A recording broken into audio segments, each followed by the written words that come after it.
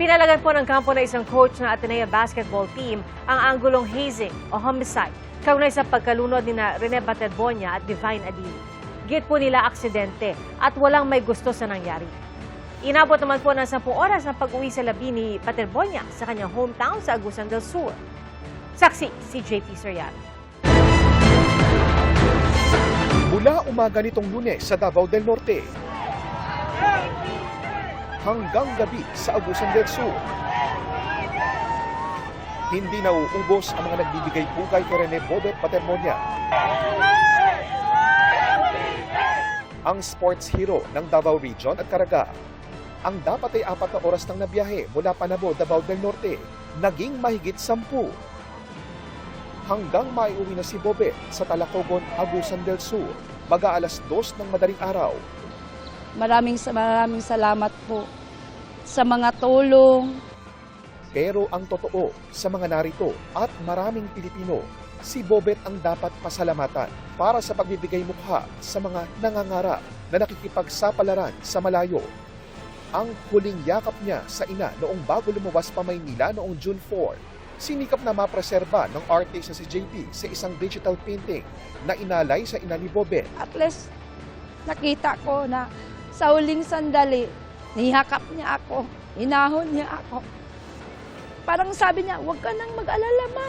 Parang sabi niya, sakit. Kalakip daw nito noon ang isang pangako. Pagdating daw ng June, di na ako mamumblima. Kasi lahat daw provided na. Kaya nga, nung nag-open kami ng ATM, sabi niya, sige lang ma, kunin mo yan. Kasi magpipirma ako doon na yung 70% sa iyo, yung 30% sa akin. Sabi niya. Sa barangay San Nicolas lumaki si Rene. Ang kanyang husay sa basketball, hinasa sa court na ito. Nayari sa kahoy ang poste at board, kung saan niya rin tinuruan ang pinakabatang kapatid na lalaki. Basketball. Unsa ka na mag-basketball, unsa forma mag-basketball, unsa forma mag-basketball be? Unsa mag-shot, pag forma mag-shot no.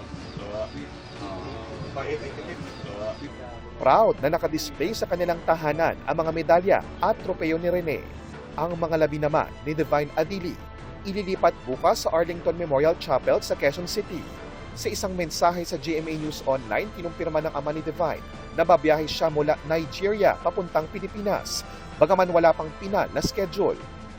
Sa pagpapatuloy ng investigasyon sa pagkalunod ni Baterbonia at Adili, humarap sa NBI ang abogado ni Reynaldo Jacinto na 20 taon ng coach ng Ateneo basketball team. Inalagaan ng kanyang kampo ang pagtutok ng CIDG sa anggulong homicide o hazing. First part na ng team yan, and it's not a condition for the team. It's just training, exercise, camaraderie lang. Walang torture. Homicide? No, it's an accident. Hindi rin humarap ang iba pang opisyal ng team at mga player na ipinatawag ng NBI, maliban kina resigned team manager Christopher Epok Kimpo na tumanggi sa panayam at Ateneo Blue Eagle player EJ Capihe. We mourn our fallen brothers, Divine and Rene, and we'll carry them for the rest of our lives. Abogado lang din ang dating head coach na si Tab Baldwin ang sumipot. He was not in a good condition to appear. Coach Tab will fully cooperate with all the investigations ongoing and all the legal procedures. Abogado rin ng 27 anyos na si Coach Sandro Soriano ang nagpakita. He's suffering from emotional distress. He's undergoing sessions at the Ateneo Office of Guidance and Counseling. He's not going anywhere. In fact, he wants to face all of this and give his side. Nagtungo naman sa CIDG ang mga dating manlalaro ng Ateneo de Manila Men's Basketball Team. Inimbitahan sila para magbahagi ng kaalaman at karanasan kaugnay sa mga nilahukan nilang team building sa ilalim ni Baldwin sa mga nakaraang taon. Sinagot naman ng MVP Sports Foundation ang sinabi ng CIDG na napag-alaman nilang ang Ateneo Basketball Team ay pinatatakbo umano ng isang foundation ng kumpanyang Smart Communications. Sa isang pahayag, sinabi ng Pangulo ng Foundation na hindi nila pagmamayari ang koponan at hindi rin nila ito minamanage. Limitado lang daw sa pagpopondo ang kanilang papel sa pagsuporta sa mga sports program. Ang MVP Sports Foundation ang namamahala sa mga sports initiatives ng MVP Group kung saan kabilang ang Smart Communications. Kinumpirma nila na empleyado ng Smart Communications ang nagbitiw na team manager na si Epo Kimpo. Pero naglilingkod siya sa Ateneo basketball team sa kanyang sariling kapasidad. At sa pwestong ito, nasa ilalim si Kimpo ng otoridad at direksyon ng Ateneo de Manila University at mga opisyal nito. Sa June 24, ihahatid sa huling hantungan si Bobet.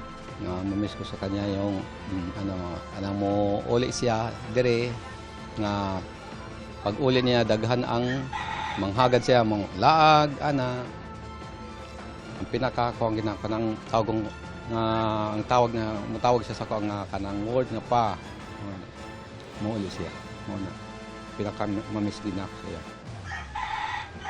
na mo tawag sa ko nga pa sa party kay rin niya.